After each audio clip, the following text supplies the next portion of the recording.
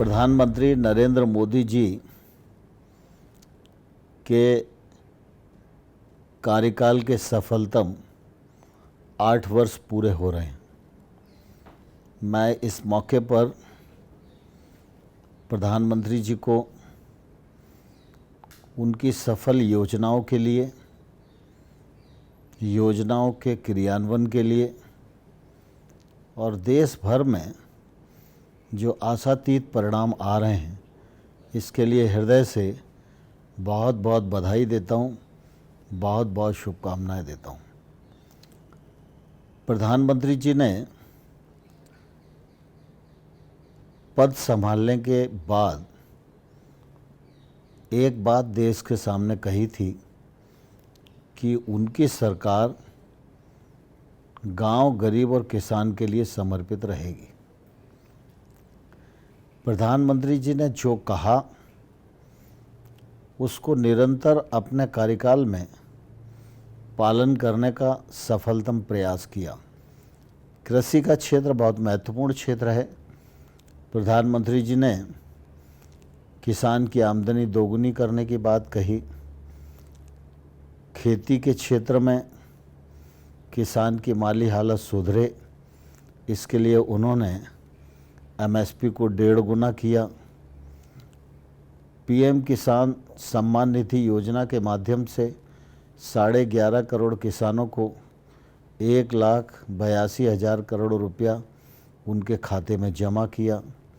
किसान साहूकारी लोन से मुक्त हो सके, इस दृष्टि से किसान क्रेडिट कार्ड योजना के माध्यम से आज 16 लाख करोड़ रुपए का अल्पकालिक ऋण किसान के पास है, जिससे वो अपनी खेती ठीक प्रकार से कर पा रहा है। खेती के क्षेत्र में सॉइल हेल्थ कार्ड के काम को मिशन मोड पर किया। 22 करोड़ सॉइल हेल्थ कार्ड बांटे गए। सॉइल हेल्थ कार्ड की जो रिकमेंडेशन है उसके अनुसार जहाँ जहाँ किसानों ने पालन की, वहाँ निश्चित रूप से उनके उत्पादन और उत्पादकता दोनों में वृद्धि हुई है और किसान की आमदनी में इजाफा हुआ है। प्रधानमंत्री जी का बल हमेशा खेती की उन्नति पर रहा है और इसी का परिणाम आज हम देख रहे हैं। खाद्यान्न देश के पास प्रचुर मात्रा में है, हम स्वयं भी उपयोग कर रहे हैं और दुनिया के अनेक देशों को भी खाद्यान्न उपलब्ध कराने का काम कर रहे हैं। फिर कृषि उत्पादों में चाहे वो बागवानी हो, चाहे हमारा दुग्ध का उत्पादन हो, चाहे पशुपालन हो, चाहे फिशरीज हो, अन्य क्षेत्रों में भी भारत दुनिया में तेजी के साथ प्रतिस्पर्धा कर रहा है। प्रधानमंत्री जी का हमेशा से ये बल रहा कि देश का किसान टेक्नोलॉजी से जुड़ना चाहिए, समूह में खेती करना चाहिए। इसके लिए 10,000 एफपीओ बनाने का कार्यक्रम घोषित किया। इस पर सरकार 6,865 करोड़ रुपया खर्च कर रही है। एफपीओ के माध्यम से छोटे किसान की ताकत बढ़ेगी, वो टेक्नोलॉजी से जुड़ेगा, आदान का खर्चा कम होगा, उसके उत्पादन की वाजिब कीमत उसे मिल सकेगी। इस दृष्टि से काफ़ी प्रयत्न हुआ है और परिणाम स्वरूप किसानों की आमदनी में निश्चित रूप से इजाफा हो रहा है। फर्टिलाइज़र के दाम कोविड पीरियड में और जब ये यूक्रेन और रसिया के युद्ध की स्थिति चल रही है, इसमें भारी मात्रा में बढ़े, लेकिन प्रधानमंत्री जी ने सब्सिडी बढ़ाई, लेकिन किसान पर बिल्कुल भी बोझ नहीं आने दिया। और आज भी हम देख रहे हैं कि फर्टिलाइज़र की उपलब्धता किसान को समय पर हो, यह भारत सरकार सुनिश्चित करने का काम कर रही है। फिर खेती के क्षेत्र में सूक्ष्म सिंचाई योजना का विषय हो, चाहे जैविक खेती का विषय हो, जैविक खेती में भी परंपरागत खेती योजना के अंतर्गत हजारों किसानों को मदद दी गई और लगभग 38 लाख हेक्टेयर क्षेत्र जैविक खेती में कवर किया गया। अभी प्रधानमंत्री जी ने प्राकृतिक खेती के कार्यक्रम को भी लॉन्च किया है। भारत सरकार प्राकृतिक खेती के लिए मिशन मोड पर काम कर रही है और मुझे पूरा विश्वास है कि धीरे धीरे केमिकल फर्टिलाइज़र पर हमारी निर्भरता कम हो। इस दृष्टि से जो प्रयत्न हैं वो आने वाले कल में सफलीभूत होंगे। देश में खाद्य पदार्थों का आयात कम हो, इस दृष्टि से भी दलहन और तिलहन पर काम बहुत तेज़ी के साथ किया जा रहा है।